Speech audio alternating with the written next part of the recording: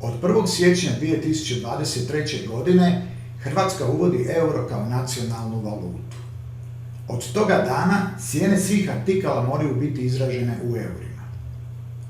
Naplata roba i usluga obavlja se u eurima, ali se do 14. siječnja moraju primati i kune.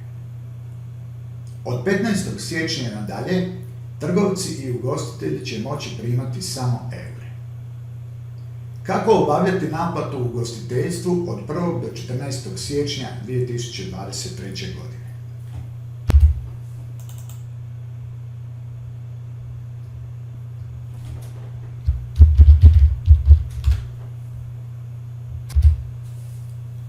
Ako malo bolje pogledate novu verziju aplikacije, uočit ćete dugme kune euro. Njega ćete koristiti u periodu od 1. do 14. siječnja za naplatu računa u kunama.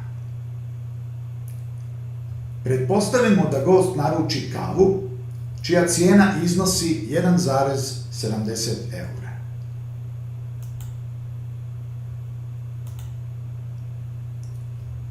Ako gost plaća u eurima, pritisnut ćete dugme gotovina i naplatiti kavu u gotovini u eurima.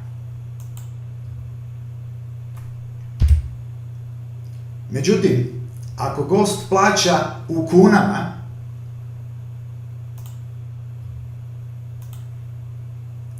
pritisnut ćete dugme kune euro, na ekranu će se prikazati prozor za izračun cijene u kunama.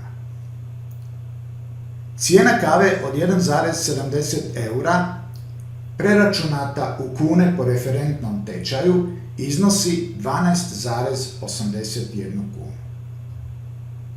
Ako vam gost dade, na primjer, 20 kuna, na tipkovnici ili touchscreen ekranu ćete upisati 20.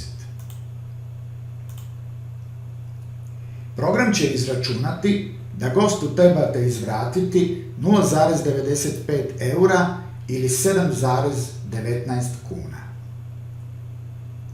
Kune možete izvratiti samo ako ih imate u blagajni od prometa tekućeg radnog dana. Pritisnete li dugme zatvori ili tipku Enter na tipkovnici, račun će se ispisati u eurima, a naplatu ćete obaviti u kunama. Na računu će pisati i iznos u kunama koji ste od gosta primili i iznos u kunama ili eurima koji gostu trebate izvratiti. Ako se gost predomisli, na primjer, mislio je platiti račun u eurima i onda kada ste račun već ispisali, želi ga ipak platiti u kunama, otići ćete na pregled računa, izabrati željeni račun i pritisnuti dugme kune euro.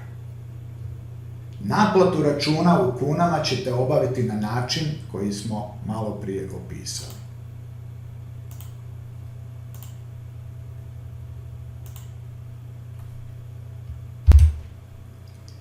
Ako radite sa stolovima, naplatu računa u kunama ćete također obavljati pomoću dugmeta kune euro.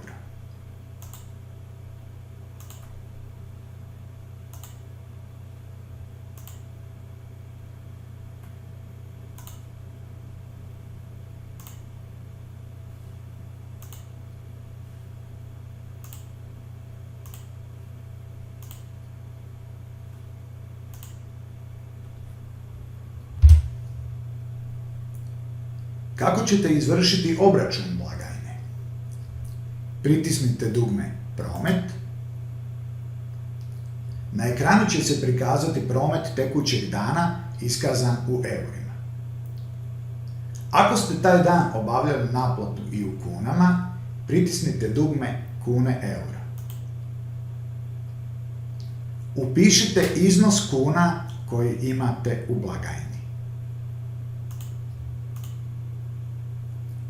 Program će izračunati koliki iznos u eurima u blagajni morate imati.